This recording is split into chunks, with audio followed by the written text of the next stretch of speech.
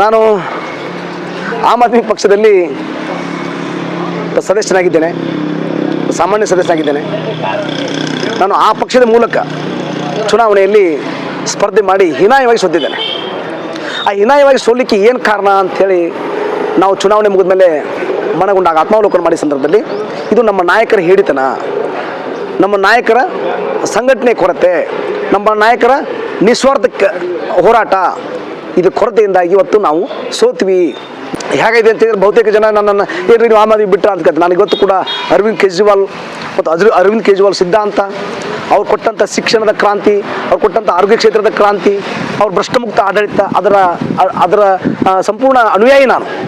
ಆದರೆ ಕರ್ನಾಟಕದಲ್ಲಿರ್ತಕ್ಕಂಥ ಪೃಥ್ವಿ ರೆಡ್ಡಿ ಅವ್ರ ಜೊತೆ ಇರ್ತಕ್ಕಂಥ ಮುಖ್ಯಮಂತ್ರಿ ಚಂದ್ರು ಅವರು ಆದಿಯಾಗಿ ಅಲ್ಲಿ ಇರ್ತಕ್ಕಂಥ ಎಲ್ಲ ಏನು ರಾಜ್ಯ ಮಟ್ಟದ ಪದಾಧಿಕಾರಿಗಳಿದ್ದಾರೆ ಅವರೆಲ್ಲರೂ ಕೂಡ ವೇತನಕ್ಕಾಗಿ ಕೆಲಸ ಮಾಡ್ತಾಯಿದ್ದಾರೆ. ಅವ್ರು ಯಾರು ಕೂಡ ಸ್ವತಂತ್ರವಾಗಿ ಈ ಪಕ್ಷವನ್ನು ಕಟ್ಟಿ ಈ ರಾಜ್ಯದಲ್ಲಿ ಏನಾದರೂ ಒಂದು ಬದಲಾವಣೆ ತರಬೇಕು ಅಂತಕ್ಕಂಥ ನಿಟ್ಟಿನಲ್ಲಿ ಅವರು ಆ ಪಕ್ಷದ ಜೊತೆಯಲ್ಲಿ ಕೆಲಸ ಮಾಡ್ತಾ ಇಲ್ಲ. ಕೇವಲ ವೇತನಕ್ಕಾಗಿ ಅಲ್ಲಿ ರಾಜ್ಯ ಮಟ್ಟದ ಪದಾಧಿಕಾರಿಗಳಿದ್ದಾರೆ, ಅಲ್ಲಿ ರಾಜ್ಯ ಯುವ ಘಟಕದ ಅಧ್ಯಕ್ಷರಿರಲಿ, ರಾಜ್ಯಾಧ್ಯಕ್ಷರ ರಾಜಕೀಯ ಕಾರ್ಯದರ್ಶಿ ಇರಲಿ, ಇನ್ನುಳಿದ ಎಲ್ಲ ಪದಾಧಿಕಾರಿಗಳು ಕೂಡ ಅಲ್ಲಿ ವೇತನದ ಮೇಲೆ ಕೆಲಸ ಮಾಡ್ತಾ ಇದ್ದಾರೆ. ವೇತನ ಪಡೆದು ಕೆಲಸ ಮಾಡೋನು ಕೆಲಸಗಾರ, ಅವನಿಂದ ಕೂಡ ಸಂಘಟನೆ ಮಾಡಲಿಕ್ಕೆ, ಹೋರಾಟ ಮಾಡಲಿಕ್ಕೆ ಸಾಧ್ಯ ಇಲ್ಲ.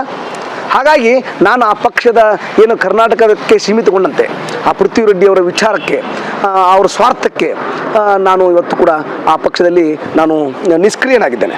ಆದರೆ ನನಗೆ ಆ ಪಕ್ಷದ ಬಗ್ಗೆ ಒಳ್ಳೆಯ ಅಭಿಮಾನ ಇದೆ, ಗೌರವ ಇದೆ. ಆದರೆ ಮತ್ತೊಂದು ಕಡೆ ನಾವೇನು ಹೇಳಲಿಕ್ಕೆ ಇಷ್ಟಪಡ್ತೇನೆ ಅಂದರೆ, ಆ ಪಕ್ಷ ಹೇಗಾಗಿದೆ ಅಂತ ಹೇಳಿದ್ರೆ, ಕರ್ನಾಟಕದಿಂದ ಮುಖ್ಯಮಂತ್ರಿ ಅರವಿಂದ್ ಕೇಜ್ರಿವಾಲ್ ಭೇಟಿ ಆಗಲಿಕ್ಕೆ ಪೃಥ್ವಿ ರೆಡ್ಡಿಯನ್ನು ಹೊರತುಪಡಿಸಿದರೆ ಬೇರೆ ಯಾರಿಗೂ ಕೂಡ ಸಾಧ್ಯವಿಲ್ಲ.